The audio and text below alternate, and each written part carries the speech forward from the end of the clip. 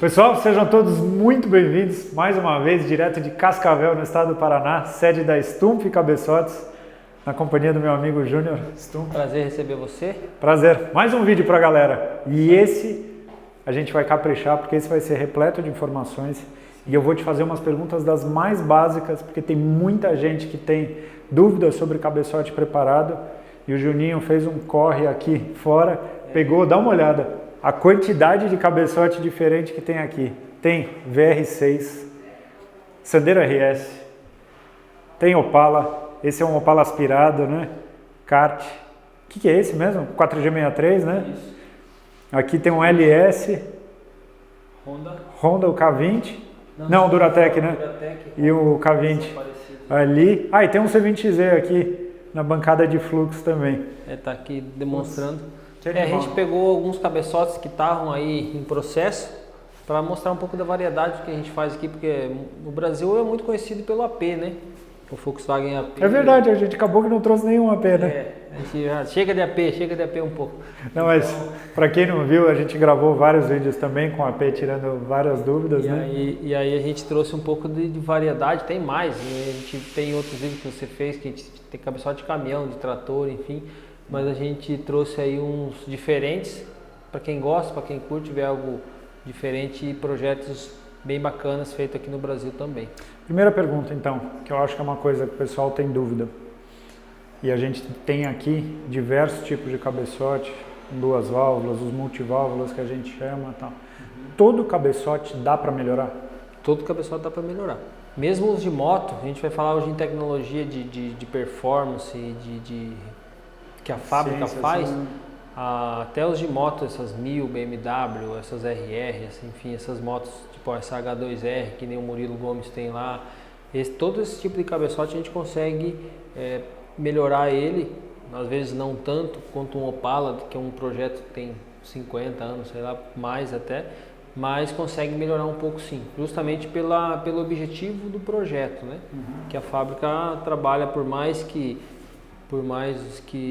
é uma coisa bem desenvolvida, ela é uma linha de produção, eles precisam ser rápidos, né? E a gente consegue tirar alguns defeitos, alguns detalhes que a fábrica, por ser essa linha de produção e esses trabalhos assim, a gente consegue melhorar. Não é tão fácil quando chega nesse nível de performance, mas com estudo, com calma, fazendo aos pouquinhos, né? Com a banca de fluxo, auxiliando. E não melhora só na banca, melhora na pista também, melhora no uso, né?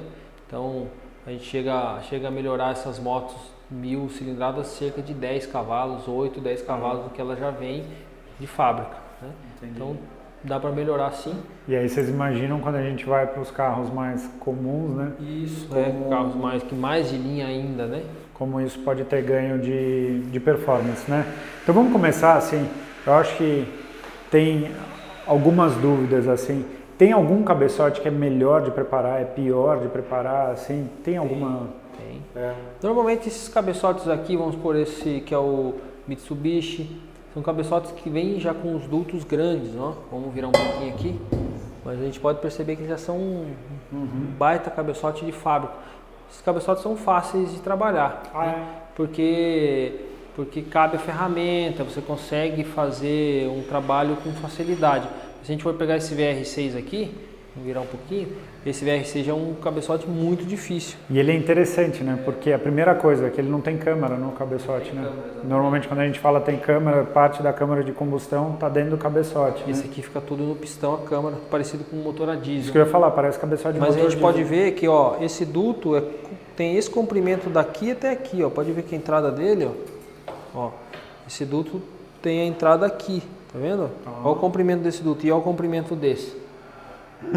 Verdade, e você tem que fazer tudo trabalhar igual, né? Tem que fazer ele funcionar igual. Olha o formato desse duto, olha o formato desse. E tudo é admissão.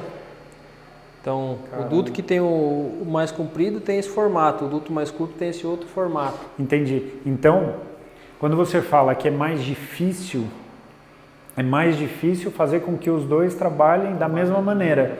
E não que seja mais difícil de extrair performance, extrair fluxo. É mais difícil de fazer o trabalho no cabeçote. Né? Entendi. E tem cabeçotes mais difíceis de extrair fluxo também. Né? Tem cabeçotes que são chatos, né? Que Você vai, piorou, vai de novo. Por isso que a gente normalmente quando vai fazer um projeto que a gente nunca fez, a gente não usa o cabeçote do cliente, né, para fazer teste, usa um outro cabeçote estragado. Enfim, agora a gente está trazendo essa impressora 3D justamente para poder fazer um cabeçote. Vamos pôr um cabeçote que não encontra fácil. Como que eu vou fazer sem estragar? A gente vai imprimir um cilindro em impressora 3D e vai fazer os testes nesse molde e depois só repassar para cá. Essa é a ideia, né? Então, ter o uso dessa tecnologia a favor de tempo de serviço, a favor de menos custo e de otimizar também o resultado final. Uma tecnologia muito legal de ser trabalhada é em simulação. Tá. Então, a gente também trabalha com simulação, né, no software, antes de realmente botar. Quando é projetos novos, né? É um projeto que a gente já conhece, que nem vamos por AP, já faz muito tempo que está trabalhando em cima, já tem um caminho bem direcionado a projetos novos. Como, por exemplo, da Mercedes Cosworth, do Anderson, né? Exatamente, dá para trabalhar simulando antes de realmente fazer o cabeçote. Entendi. Então, vamos vir para cá que eu quero mais uma dúvida básica, assim, para você explicar para o pessoal. Quando fala de cabeçote preparado, o que seria? Assim, como é que você explica de uma maneira simples assim para a turma? O cabeçote preparado seria o aumento da eficiência do fluxo de ar. Ou seja, como a gente sabe, o cabeçote é o responsável por pegar o ar que está na atmosfera e colocar dentro do cilindro para ser queimado junto com o combustível.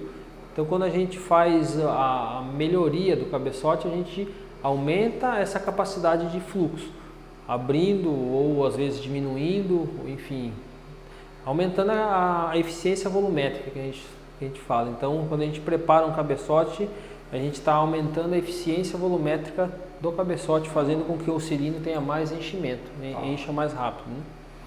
Então, assim, quando você fala o retrabalho nos dutos, pega um cabeçote, pega esse K20, por exemplo, para mostrar para o pessoal. Quando fala em retrabalho, assim, vou retrabalhar duto, o que é o básico, assim, do trabalho de vocês de preparação? Acaba que visualmente a gente já percebe a própria camada aqui superficial, aqui a parede dos dutos, a gente já muda o acabamento, mas isso aqui é mais uma questão estética. O que faz mesmo a diferença é o formato do duto. Por isso é um cabeçote de um motor K20, né? Que é de um Honda, é um excelente cabeçote. Exato. Só que ele tem uma deficiência, a admissão dele é top, só que o escape é pequeno.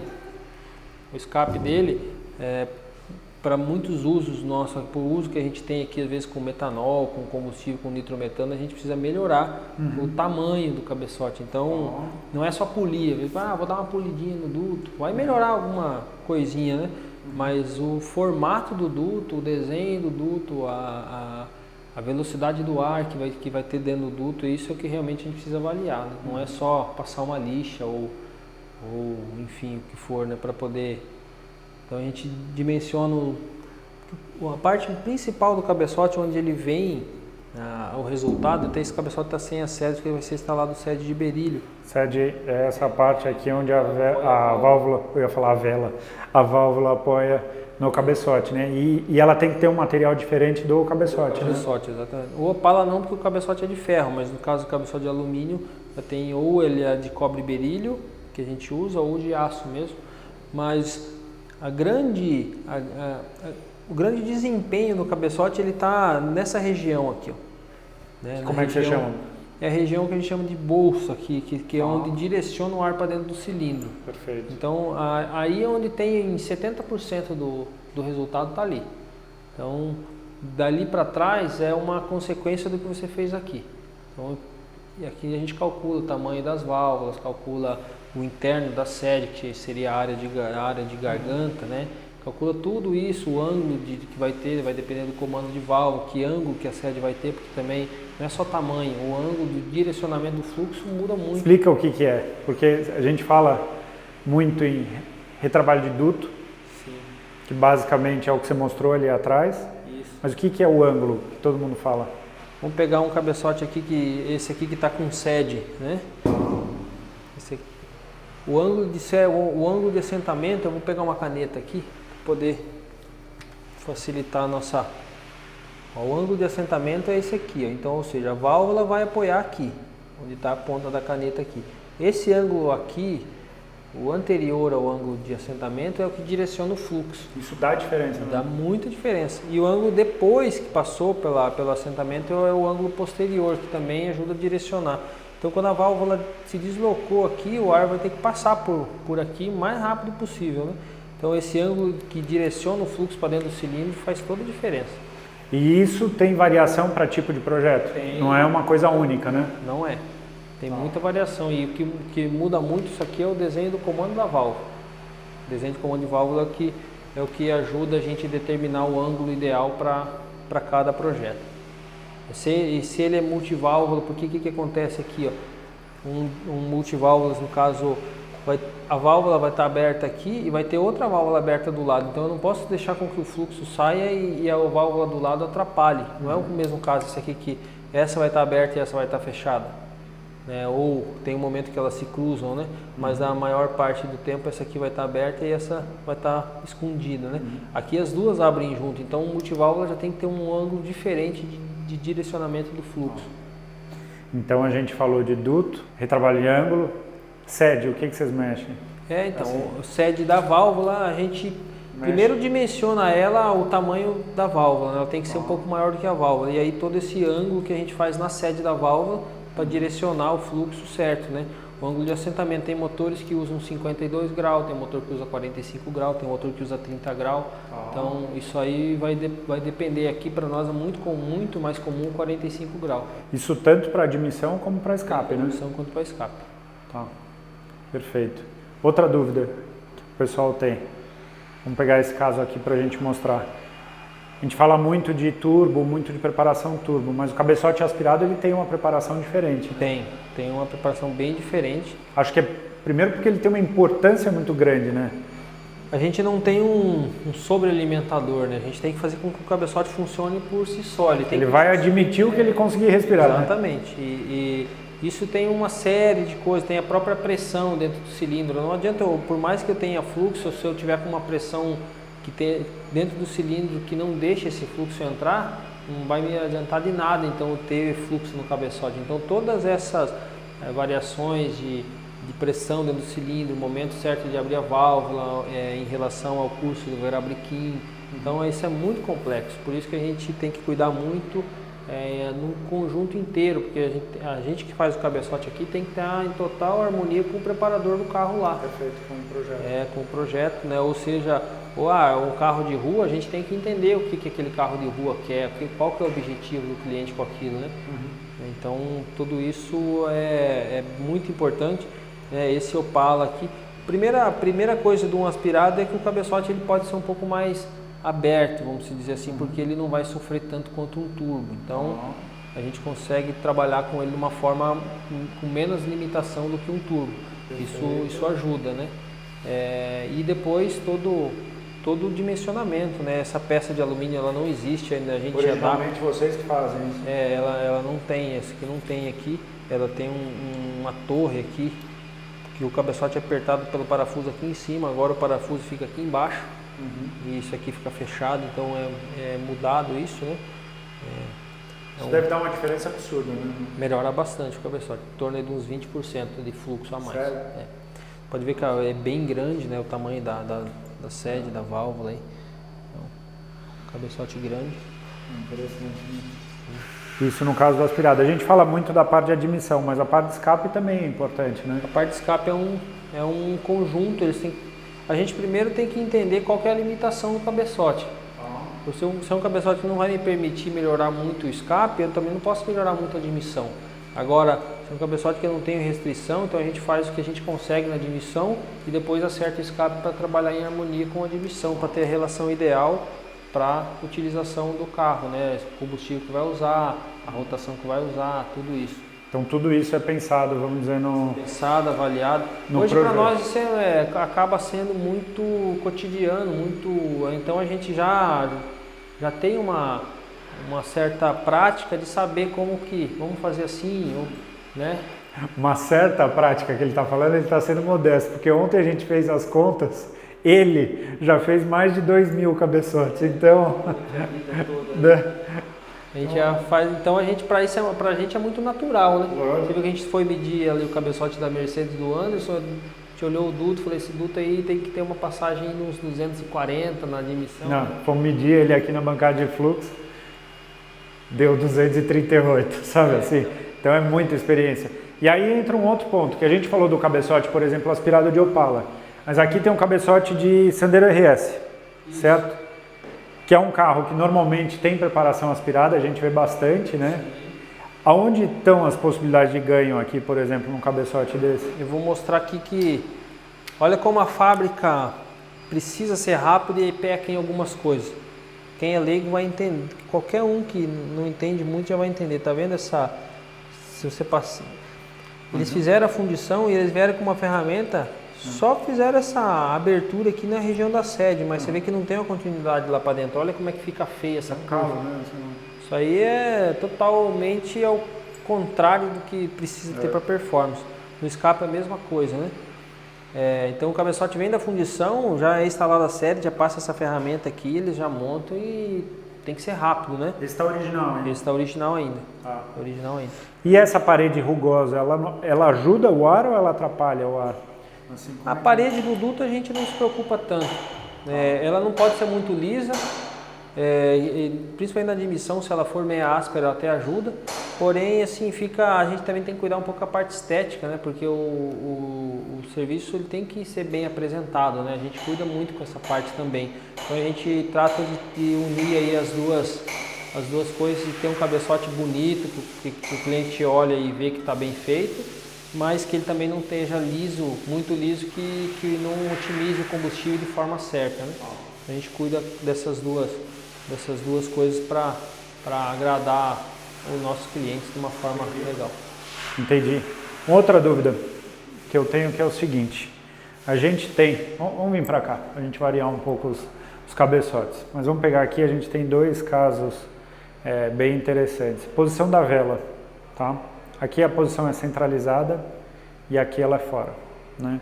Aqui a gente está vendo que tem uma área que faz parte da câmara, mas tem uma outra área que eu imagino que seja, que eles chamam de squish, essa área, né? Não. O squish é a direção, a posição da vela em relação ao centro do cilindro, né? Tá.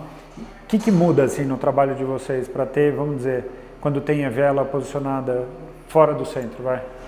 O desenho da câmara de combustão tem que ser bem... O que acontece com esse modelo aqui? A gente fica limitado com a vela, não vai caber em outro lugar ali, sabe? A vela tem que ser no meio. Existe até motores que vêm... Até a gente está com o Alfa Romeo ali, que ele tem uma vela aqui e tem uma vela no canto. Ou seja, eles viram, a fábrica viu que tinha combustível que não estava queimando e escolheram ali e colocaram no canto. Normalmente a vela é direcionada para o lado do escape, que é o lado onde depois vai ser expelido todos os gases, né? Então o desenho da câmara é bem complexo de achar, não é uma coisa assim simples, precisa de muito estudo. A gente acaba fazendo bastante teste em relação a isso, mas a gente cuida para não inventar muita moda em relação à câmara de combustão, porque é uma coisa que você só consegue ver com o motor funcionando e depois você só consegue, você precisa de uma câmera muito especial para poder filmar lá dentro o que está acontecendo. Então vamos por essa câmera desse motor V8 aqui, isso aqui a gente vai dar um acabamento nela e não vai fazer nada muito diferente do que a própria fábrica já fez, né? A gente vai ver o que ela tem de restrição, o que ela está atrapalhando no fluxo, mas tentar não inventar muito na câmara de combustão. É assim que a gente costuma fazer. A própria câmara do Honda, um Honda K20, ele já é uma câmara, né, um pouco diferente, ele já tem aqui um certo retrabalho. Esse é um Ford Duratec, você vê que são parecidos, mas aqui já tem esse canto mais afiado, tá vendo? E vocês tiram ou não? Tira, isso aqui tira. Então. Isso aqui tira porque vai gerar ponto de calor depois. Perfeito. Então, ponto de calor gera pré-ignição, né? Pré-ignição, acaba atrapalhando. Então, a gente cuida mais para a câmara não ter esses pontos de calor e não inventa muito na câmara de combustão, né? Acerta ela para o tamanho do cilindro, né? Que vou aumentar o tamanho do pistão, aumenta um pouquinho o tamanho da câmara, mas a gente cuida para não ser muito agressivo nesse tipo de mudança aí. Tinha uma dúvida básica, coisa mais das antigas que a gente ouvia falar muito, rebaixar cabeçote. O que seria? Rebaixar o cabeçote, vamos lá. Aqui, É cortar um zelo da mola, né? Que você deixa ele mais baixo no carro. aqui a gente tem um volume, né? Um volume aqui em centímetro cúbico dentro dessa câmara. Isso aqui vai determinar para nós, junto com a junta e junto com o que tem no pistão, o desenho do pistão, a taxa de compressão. Então, onde a gente tirar, seja no pistão, seja com a junta, ou seja na câmara de combustão, a gente vai aumentar a relação de compressão. Então, quando o pessoal fala, eu quero rebaixar meu cabeçote, eles tiram aqui dessa parte para deixar ela menor, ou seja, ele vai ter menos volume aqui dentro. Isso pode ser feito de outra forma. Vamos supor que eu uso uma junta de 2 milímetros, eu vou passar a usar uma junta de 1,5 milímetro. Seria ser a mesma coisa do que tirar meio milímetro no cabeçote. Você aumentou a taxa de compressão, mas não precisou rebaixar o cabeçote.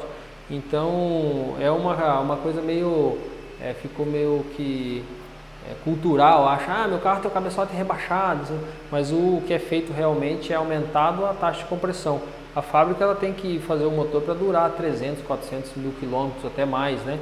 Então eles são muito cautelosos em relação a isso e conforme vai mudando, que nem combustível para nós aqui no Brasil em 1990 tinha uma porcentagem de álcool, hoje já tem muito mais álcool na gasolina. Se o carro é gasolina, hoje ele precisa muito mais taxa de compressão do que antigo. Então, você pega uns projetos mais antigos, ele tem muita pouca taxa de compressão, muito pouca relação de compressão. E você vê diferença assim, por exemplo, os motores mais antigos, às vezes para mexer, eles são mais resistentes do que os atuais? São muito mais, muito mais. A gente vai pegar um motor mais moderno hoje, a fábrica já faz praticamente no limite de tudo, porque para reduzir custo, ou seja, o cabeçote não vai ter uma parede muito grande para você abrir o duto, porque é desperdício de material. Então vocês vão somar na linha toda ali, se eles conseguirem tirar 100 gramas de alumínio de cada cabeçote, imagina quanto eles não ganham lá no volume lá no final do mês, né? Tem a parte de eficiência. Exatamente. Emissões, então antigamente, né? E outra, está cada vez mais ajustado os cálculos de resistência, então não precisa você ter um motor com uma baita de uma biela, se o motor tem 100 cavalos, ou não precisa ter um motor com um cabeçote super grosso ali, a parte externa, que vai dissipar calor mais devagar, mais lento. Então, para nós, quanto mais moderno o motor, é mais difícil da gente conseguir, a gente fica com uma certa limitação física, né, no cabeçote. Os projetos mais antigos nos permitem mais, tanto que a gente vê os carros aí, todos os carros de arrancada em competição hoje no Brasil, praticamente todos são motores mais antigos, os motores mais modernos não permitem esse trabalho. Entendi. Então a gente pode dizer assim que os motores modernos eles são bem desafiadores, né? Quando você entra para a categoria, por exemplo, como as de circuito que vocês fazem, com esses motores 1.6, 16 válvulas, tal, é difícil de... É mais difícil e normalmente categorias assim de circuito não permite fazer esse retrabalho de duto. Então a gente acaba não se preocupando com isso porque o regulamento realmente não... E aí o que vocês fazem assim? Somente a sede. A sede de válvulas é permitido você mudar esse ângulo, então a gente consegue ganhar potência em cima disso. Taxa de compressão é livre, a gente trabalha aí com uma taxa, começa a aumentar a taxa, ver até onde o motor gosta mais, até 15 foi bem, 15.5 já perdeu, aí a gente vai trabalhar, tem que ir testando. Então, e é uma coisa assim, até para as pessoas entenderem, retrabalho de duto não é quanto maior melhor, tamanho de válvula não é quanto maior melhor, e eu acho que tem um outro ponto que é super importante, que interfere diretamente no teu trabalho, que é a escolha certa do comando de válvulas, né? Com certeza. Porque na minha cabeça, você pode ter um cabeçote maravilhoso, mas se você escolher um comando que não é o ideal para aquela aplicação, pode matar o cabeçote, assim, né? Sim, isso é muito, muito importante. Por isso que a gente está sempre, vamos supor que nem o Opala. O Opala, o cabeçote não vem, o comando não vem para nós. O comando fica no bloco. Mas a gente precisa saber que comando que ele tem lá para poder fazer o duto aqui, senão a gente acaba errando. Mas normalmente quando o cabeçote já vem e o comando é no cabeçote, a gente dimensiona junto, né, com o preparador, ou às vezes o cliente final liga para nós, a gente indica um comando para o projeto dele, e eu sempre deixo bem claro, a gente vai colocar esse comando, mas se ele não for o ideal, a gente escolhe outro, a gente troca para você o comando, justamente para o cliente ter um cabeçote que seja ideal para o uso dele. Então você oferece, vamos dizer, esse tipo de consultoria também, não é só uma coisa pegar e fazer. e entender o projeto. E motor, esse é 2 tempos, esse motor, Esse é né? 4 tempos mesmo. Ah, ele é 4 tempos? 4 tempos, só que é um cilindro só, né? Tá. Esse ele usa, é o Honda que a gente chama, né? Ah, esse é o Honda. O Honda. Mas isso é o de kart ou é aquele que eles usam? Esse é um de motor kart? estacionário, É né? aquele de Isso. 13 HP? lá? Isso. Sei. A gente chega a tirar 50 HP dele. O quê? 50 HP desse motor aqui. Pra kart não? Para kart, Que combustível usa? daí usa metanol, né? Aham. Mas ó, esse aqui já tem sede de berílio, já usa válvula de titânio, já é bem moderno. Oh, isso daqui, o peso disso daqui é um negócio... É bem legal. É impressionante, né? É bonito peso de faz ver, né? diferença, né? É, ele tá com a válvula comprida assim, mas depois a gente vai cortar, achar o tamanho certo, né? E o original é muito ruim, assim, o O cabeçote? original é bem ruim. Ah, imagina, precisa ficar fornecendo energia elétrica lá, né? Rodando lá, sei lá quanto tempo. Mas aí esse é um motor que fica bom para colocar no kart, apesar dele não ser um motor para kart, né?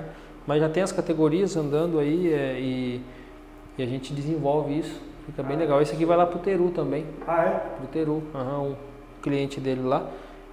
E vamos, Que da hora. desenvolvemos aí. Não, muito legal. Acho que deu pra gente fazer uma boa imersão. E tem uma coisa que acontece, eu não sei se com vocês, quanto mais a gente fala sobre o assunto, mais a gente conhece, mais dúvidas surgem, né? Que a gente vai trazendo aí ao longo dos próximos vídeos, né? E isso foi legal para a gente ver essa diversidade de modelos, né, que a gente trabalha e também para a galera que está assistindo que a gente encara esse tipo de projeto diferente. A gente não tem essa limitação, só faço AP, eu só faço, às vezes cria essa imagem porque a quantidade é muito maior no Volkswagen AP pela nossa cultura aqui, pela história que a gente tem, mas a gente trabalha em qualquer modelo de cabeçote, sendo para rua ou para performance. Que legal. Então fiquem ligados, porque aqui no canal já tem vários vídeos publicados, a gente ainda vai publicar mais coisas, vocês vão acompanhando daí. Deixem as perguntas, quem sabe a tua pergunta não pode ser o tema para um próximo vídeo nosso. Isso aí. Né? Obrigado, Juninho. Mais uma vez, obrigado a todo mundo que acompanhou. Tchau.